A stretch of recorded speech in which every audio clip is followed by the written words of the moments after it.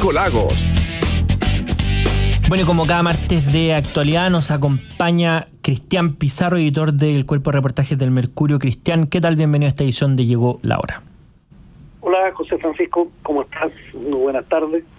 Muy buenas tardes, Cristian, muy bien, gracias. Y primero, quería preguntarte, a propósito del tema seguridad, están pasando cosas en materia política que lo estuvimos comentando nosotros también, pero esto que ha salido prácticamente por goteo, de las pensiones de gracia, se recuerda un poco a la situación que ocurrió con los indultos, sobre todo en un momento donde la seguridad es tema importante y donde los delitos por los cuales habían sido condenados algunas de estas personas que han recibido pensiones de gracia eran delitos bastante graves y por tanto se ha abierto ahí un flanco hacia el gobierno. ¿Cómo lo estás viendo tú?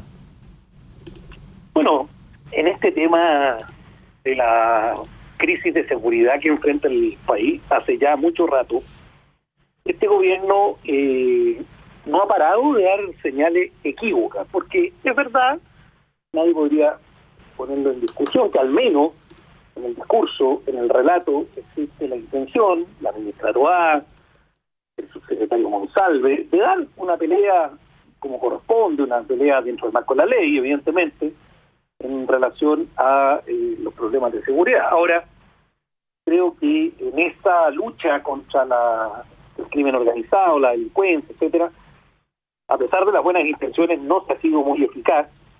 Eso a uno lo debiera llevar a replantearse las estrategias, porque ya es, francamente, todos los días, y más de una vez por día, que nos encontramos con noticias como muerte, ajusticiamiento. Ayer, sin ir más lejos, estos cadáveres que fueron encontrados, entiendo que amarrados juntos en los alrededores de Santiago, y así suma y sigue. Por tanto, creo que una de las tareas es reenfocar la estrategia si es que los resultados no están acompañando y la población continúa padeciendo el flagelo de la delincuencia y del crimen. Pero por otro lado, también son importantes las señales. Y claramente, tanto lo que fueron los indultos de hace prácticamente un año atrás, como estas pensiones de gracia que tú mencionas ahora, ¿cierto? No están en la línea de lo que la opinión pública, la ciudadanía espera, porque son señales completamente contradictorias con ese esfuerzo que el propio gobierno declara y que en alguna medida digo yo, lo hace con magros resultados, pero reconozcamos que hay un intento. Pero las señales en esto son contradictorias, se entrega dinero público a personas que han delinquido. Es decir, eso no puede caberle en la cabeza a ningún ser humano normal. Entonces, la ciudadanía, las personas, no pueden más que no solo sorprenderse, sino que francamente irritarse, porque encuentran que esto es una simple y flagrante tomadura de pelo, digamos. Y ahí, Cristian, pasando a otro tema político también, ¿qué es lo que ha trascendido a propósito de estas famosas comidas en la casa del exalcalde de Santiago, Pablo Salaquet? Porque se dan en un momento particular, se dan en un momento donde se están delineando y conversando y mañana incluso votando posiblemente la idea de legislar sobre la reforma de pensiones. Ha habido una reacción política, pero dubitativa, ¿verdad? Y algunos incluso dentro del propio oficialismo han señalado que ha sido un error la participación de autoridades de gobierno, incluso parlamentarios, en estas comidas con personas relacionadas con la industria reguladas por las carteras de los respectivos ministros. ¿Qué te parece a ti? ¿Cuáles son las principales aristas de estas comidas, de estos encuentros? Porque se abre un espacio donde claro, uno ve y analiza las cosas que han dicho el oficialismo anteriormente, sobre todo respecto a cosas relacionadas con la cocina, todo esto muy despectivo, y ahora los vemos participando activamente en esta iniciativa.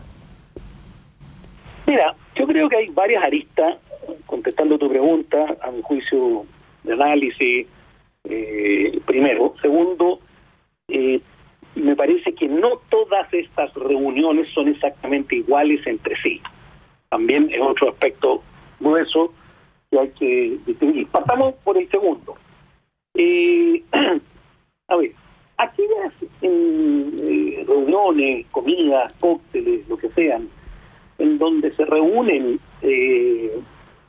autoridades con representantes de empresas que son reguladas por esas mismas autoridades que concurren, me parece que está fuera de toda discusión, que se trata de una impropiedad absoluta y que se está transgrediendo, se diga lo que se diga, la ley, el espíritu, e incluso en algunos aspectos la propia letra de la ley, claro, de lobby, me refiero. Porque de lo que se trata en la ley de lobby es precisamente de colocar ciertas barreras entre la relación de quien maneja intereses que son objeto de regulación por parte de las autoridades y las propias autoridades que regulan. Consecuencia, eso a mi juicio no admite, creo yo, al menos dos opiniones. Si es que el regulado necesita algún tipo de precisión, consulta, bueno, tendrá que concurrir a la oficina de esa autoridad, recabar los antecedentes, etcétera, o bien enviar una cuestión por escrito, en donde por escrito también la autoridad le responda lo que esa persona o que esa empresa necesita conocer. Pero esta comida en casa de un lobista, y cuando digo lobista no lo digo de una manera peyorativa, lo digo la persona que se dedica, ¿cierto?, a gestionar intereses de terceros frente a las autoridades. Y eso está así tipificado en la ley, inscrito en el registro de lobistas. No, eso no cabe por ninguna parte. Segundo, cuando se trate de estas comidas o reuniones donde se invita a una autoridad para que explique una determinada política pública, por ejemplo, la ministra Toá, la escuchaba esta mañana, decía que ella fue invitada a exponer frente a un grupo de empresarios y de terceros, personas a las que ella no conocía, salvo a una dice haber conocido, las políticas de seguridad o de combate contra la delincuencia y el crimen por parte del gobierno. Yo creo que ella dice, mire, eso no me parece que tenga nada malo porque yo no estoy vehiculando intereses de nadie, estoy simplemente informando las políticas de gobierno. Yo creo que esa parte está bien, pero la pregunta siguiente que habría que hacerle a la ministra y a todos aquellos ministros que concurrieron a ese tipo de reuniones, ese segundo grupo de reuniones, es, bueno, eso se puede hacer en un seminario, eso se puede hacer en un evento público, un gremio la puede invitar, ¿cierto?, a su consejo. De hecho, mal no recuerdo, la propia ministra Toá asistió tiempo atrás al consejo de la SOFOPA para exponer sobre las políticas de seguridad. Bueno, eso lo podría haber hecho en la PPC o en cualquier otra entidad empresarial o gremial, en el mismo ICARE. Por tanto, ¿por qué eso tiene que hacerse en la casa de un lobista? Entonces, ahí no están regulados y regulador sentados directamente mirándose las caras y conversando acerca de políticas públicas específicas. Pero ¿por qué esa conversación sobre las políticas de seguridad que la ministra efectivamente tiene la obligación de difundir, de compartir con todos, la tiene que hacer en la casa de un señor que se dedica a la gestión de intereses? ¿O acaso la ministra no sabe que el señor Salaquet en este caso es un lobista? Y que lo más probable es que directa o indirectamente le esté cobrando a esas empresas o empresarios o ejecutivos que van a concurrir a esa reunión con ella. Entonces, a mí me parece que desde ese punto de vista uno puede distinguir. En ambos casos llega más o menos a la misma conclusión, que se trata de acciones bastante temerarias, innecesarias, y que tienen otras instancias para provocarse, José Francisco, y no el departamento, el domicilio particular de un señor que se dedica legítimamente legítimamente, digamos las cosas como son, legítimamente se dedica a desarrollar actividades de lobby. Claro, porque acá, más allá del problema legal o institucional, se abre también la arista política desde el punto de vista de cuál sería la necesidad, si es que se puede decir en esos términos, de las personas del oficialismo, las autoridades, a asistir a este tipo de reuniones. Porque claro, existen todas las otras instancias para donde dan a conocer su opinión, donde existe la institución pública para que exista este diálogo, pero si no es para otro objetivo, no es otra intención que más allá de conocer la opinión de los ministros, ¿cuál sería la necesidad de precisamente las autoridades de manifestar o participar de este tipo de reuniones? Ahí es donde queda la gran pregunta. Bueno, a ver, esto ya son conjeturas, ¿cierto? Pero yo creo, en algunos casos, porque esto no es aplicable exactamente a todas estas reuniones, de la misma forma en la que lo voy a decir, pero hay autoridades que tiendo a pensar que no tienen mayores vínculos con el mundo empresarial. Claro. Y por tanto, estas son instancias que a ellos les resultan útiles por cuanto conocen a empresarios, dirigentes empresariales, a quienes de otra manera, o al menos hasta ahora, no habían conocido. Es decir, cuando se habla de la inexperiencia y de la falta de redes de este gobierno actual, eso no solo tiene que ver con la figura personal o individual del presidente de la República, o de un ministro u otro, sino que del gobierno en su conjunto. Esta es una generación que no tuvo ese tipo de relacionamiento y de vínculo y de contacto. Más bien los denostaba, los criticaba y los cuestionaba, como dice tú en la introducción, porque eran parte de lo que ellos denominaban la cocina política. Esto se hacía de espaldas a la gente, se hacía en lugares privados, ¿cierto? Y ellos venían a hacer las cosas de una manera diferente. Sin embargo, vemos que al muy poco andar, cayeron exactamente en el mismo tipo de malas prácticas que ellos razonablemente criticaron. Ahora, tampoco hay que satanizar todo tipo de encuentro de esta naturaleza. Porque, a ver, si las autoridades hubieran dejado registro de esta reunión en los documentos que la ley de lobby existe, me parece que no estaríamos discutiendo esto. Es decir, a lo mejor habría que cuestionarse. Yo me lo cuestionaría, digámoslo así. Creo el tema del lugar. Creo que el lugar donde se hacen estas reuniones no admite dos interpretaciones. Es decir, o se hace en la oficina del ministro, o se hace en el contexto de una sede gremial, o en una universidad. Sí, pero hay aquí muchas cosas. Por ejemplo, también es muy curioso y muy inexplicable que los ministros, ninguno de los que participó, y ojo, no estamos hablando de una, estamos hablando de varias, en distintas épocas del año que terminó, ninguno se acuerda, o al menos ninguno quiere acordarse, parece, de con quiénes participó en estas reuniones. Claro. De dónde eran, de qué empresas, cómo se llamaban. Ninguno. El ministro Van Claveren ha dicho que no se acuerda, que no conocía a nadie. La ministra Tobá, al menos yo la escuché esta mañana, decir que de 20 personas que había, solo conocía a la presidenta Dicare, que estaba presente en la reunión a la que ella la invitaron. Y los otros 19 no sabía quiénes eran. Es decir, no sabía delante de quién estaba hablando. Es muy raro eso.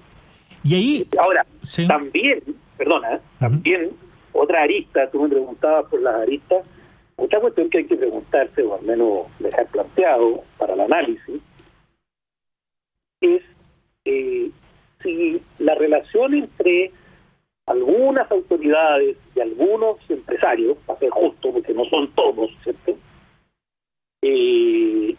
requiere de la persona y de los servicios pagados directa o indirectamente, o no pagados, pero requiere de los buenos servicios de un lobista como Pablo Salaquet, yo me haría la pregunta, si fuera empresario, de dónde están los dirigentes empresariales de los respectivos gremios más importantes del país en este momento, que son aquellos que interlocutan, dialogan, conversan, ¿cierto?, con las autoridades políticas, parlamentarias, etcétera, académicas, universitarias del país. Entonces, si esto es un tema de conversación entre nosotros, con todas las implicancias que tiene, una arista que yo miraría es qué pasa con los presidentes de la CPC, con la presidenta de la SOFOFA, ¿dónde están? En el sentido de, ¿por qué no están ellos haciendo esa labor? Y tienen que recurrir, en lugar de eso, a un lobista como el señor Salaquet, que aparentemente es él el que tomó la iniciativa. Y él empezó a armar esto y a invitar, o qué sé yo, porque evidentemente tenía un interés más allá de construir acuerdos, digámoslo así, porque para él, a diferencia de para todos los otros, esto es un negocio legítimo, pero es un negocio. Claro, y ahí también uno, cuando aparecen esta filtración o estas noticias de quienes habrían participado en estas comidas, surge también... Pero te repito, José Francisco, perdona, pero hasta ahora hemos sabido los nombres de los políticos o autoridades que han participado. Claro. Siguen sin saberse los otros. Entonces, aquí Galilea, Undurraga Francisco, Undurraga Alberto, la ministra Toá, la ministra Roja, sabemos prácticamente, el señor Durana, no sé cuánto, perdón, bueno, en fin, varios. La pregunta es, ¿qué empresarios son los que participaron de estas reuniones? Porque ahí vamos a poder entender la parte que nos falta. Porque, por ejemplo, no digo que haya sido así, pero, por ejemplo, si la reunión con el ministro Van Claveren de Relaciones Exteriores es con puros empresarios que tienen intereses en Panamá o en Brasil, y el tema de la conversación fue la relación bilateral Chile-Brasil, creo que estamos en un problema. Porque de todas formas no estuvieron presentes todos los empresarios chilenos que tienen intereses en Brasil, sino que solo algunos. Y sin embargo ahí se conversó de la relación chileno-brasileña, por ejemplo. Claro. ¿Por qué habían algunos y no otros? Entonces, claro, si tú me dices, mira, fueron a conversar del cambio climático, conversaron de las Naciones Unidas, no sé. No, pero hay que saberlo. Es decir, primero, ¿qué hablaron? Y segundo, ¿quiénes estuvieron? Porque la reunión puede cambiar de cariz, ¿entiendes o no? Sí. Si los empresarios que habían con la ministra Toá, hipotético esto, eran empresarios del área de la seguridad privada, es lo mismo a que hubieran estado representantes de las grandes empresas chilenas de distintos sectores. Claramente no.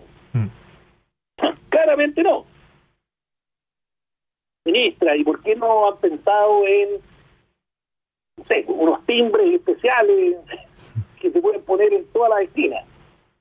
Bueno, pero si los que están ahí venden timbre, es distinto a que se está el gerente de Copec, digamos, o el gerente general del banco, no sé cuánto. Claro. Entonces, siento que nos falta información relevante a la gente, a la ciudadanía, a los medios, nos falta información relevante, nosotros la estamos buscando, para poder determinar frente a qué escenario realmente estamos. Si todas son reuniones tipo la de Maiza Roja, de la ministra, y el ministro Grau, con los salmoneros, estamos en un problema grave. Grave. Si todas son iguales. Claro. Oye, Cristian, bueno, estamos conversando con Cristian Pizarro, editor del Cuerpo de Reportajes del Mercurio, porque hay una parte también de quienes generaron estas reuniones que, en mi opinión, sale algunas veces, pero se profundiza poco, que es el rol del exdiputado Jorge Insunza. Porque Jorge Insunza era del lote de Carolina Toá, la ministra del Interior, y también era el anfitrión de estas comidas, tal como señala la última persona que ha aparecido, que ha participado de estas comidas, que es el senador Lagos Weber. Él dice, a mí me invitó Jorge Insunza a la casa de Pablo Salaquet, pero para hablar de grandes temas. Porque ahí podría abrir otra arista que tendría que ver más con esta relación que hemos comentado hartas veces respecto al socialismo democrático, a su rol dentro del gobierno y a este problema o flanco que le estaría abriendo al gobierno. Bueno, es evidente que las autoridades que participaron tienen vínculos de algún tipo con los anfitriones.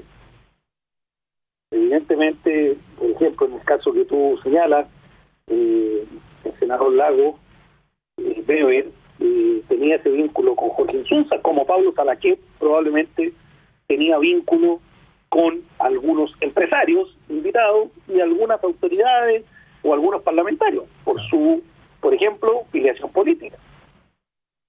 Me tiendo a pensar que los parlamentarios de derecha que ahí participaron eran más cercanos a Pablo Salaquet que a Jorge Insunza. Y Jorge Insunza, recordemos que es lobista, al igual como lo es Pablo Salaquet. Ambos exautoridades, ambos participantes activos de sus propios partidos en algún momento, hoy no. Pero esta figura de exautoridades derivadas en lobistas es hoy día una realidad súper frecuente. Claro. Y falta levantar una piedra para encontrarse con ex diputados, senadores, ex subsecretarios, ministros que están dedicados a esto, de lado y lado, de una manera o de otra manera. Ahora, eso en sí mismo yo no creo que tenga nada malo, salvo los resguardos propios que hay que tomar. Por ejemplo, un señor que hasta hace un año y medio era subsecretario de Pesca, invento, sería bastante discutible que hoy oficiara de lobista para las empresas del sector pesquero, pero suele darse. Entonces, la ley tiene que ser muy exigente en eso, y los actores de esta industria, en este caso los lobistas principalmente, y las empresas que los contratan, y las autoridades que se ven requeridos formal o informalmente por ellos también. Dejar registradas las cosas que se hacen, que las reuniones tengan lugar, ¿cierto?, en reparticiones públicas, y si no las tienen, que se registren de igual forma, o que a lo mejor esa sea la razón para no concurrir. Porque si a la ministra Maysa Rojas, en el fondo estos mismos industriales, le piden una reunión y le invitan, y ella dice que no, ¿cierto?, por ejemplo, y dice que los recibe en el ministerio, la pregunta es, ¿estos industriales, estos empresarios, en fin, estos participantes van a concurrir? ¿Sentirán acaso que tienen unas condiciones más favorables en la casa, en el domicilio particular de este lobista? Entonces, bueno, si hay ley de lobby, apliquémosla. Si hay registro de lobistas que sean sometidos a las exigencias propias de esa normativa, pero que todos jueguen el juego, porque si no lo juegan todos, esto no tiene sentido. Así es. Bueno, en Estados Unidos, y en países europeos, ante, por ejemplo, Bruselas, Comunidad Europea, esto está súper regulado. Ahora, yo no digo que sean ejemplos de modelos perfectos, que no tengan inconvenientes de este mismo tipo, pero hay que ir sacando lecciones. Lo que a uno lo que a uno como que le siento que las explicaciones que han dado todos son muy malas en general, y falta información. Sigue faltando información, y creo que harían bien los participantes de hacer una especie de recordatorio y decir, mire, aquí estaban esta y esta persona, por lo menos de eso yo me acuerdo, pero esta opacidad, este silencio, esta amnesia, me parece que lo único que hace es ahondar en la desconfianza ciudadana.